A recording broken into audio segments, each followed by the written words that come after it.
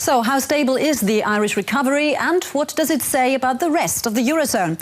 Let's ask Clemens Fuest. He's the president of the ZEW, that's the Centre for European Economic Research. Thank you very much for joining us today.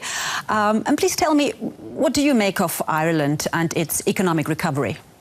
I think there is good news. The recovery is coming on, but I don't think the country is out of the woods yet. I mean, the budget deficit is still very high. Unemployment isn't increasing anymore.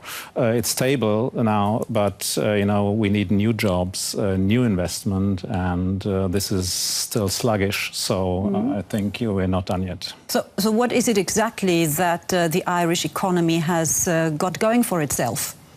The Irish economy has a very strong export sector. It has a very skilled labour force. It has a lot of industry. But a lot of that labour force is leaving the country because it's not doing that well. It is, that's right, yes. I mean, as the unemployment went up, but still, you know, there are a lot of people around, so there's a lot of talent. There are very good companies in the country, so the potential is there. But, you know, private debt is very high, government debt is very high, the budget deficit is still high, so there's some way to go. So what could still go wrong? What are the major pitfalls to look out for? What could go wrong is that somehow the crisis comes back. For instance, you know, if US interest rates went up very quickly, the cost of borrowing would increase for the government. That would make things very difficult. That would make it very difficult to bring down the debt. So there is a number of pitfalls. And of course there's a lack of trust. I mean, the Irish people can't be expected to trust their banks, can they?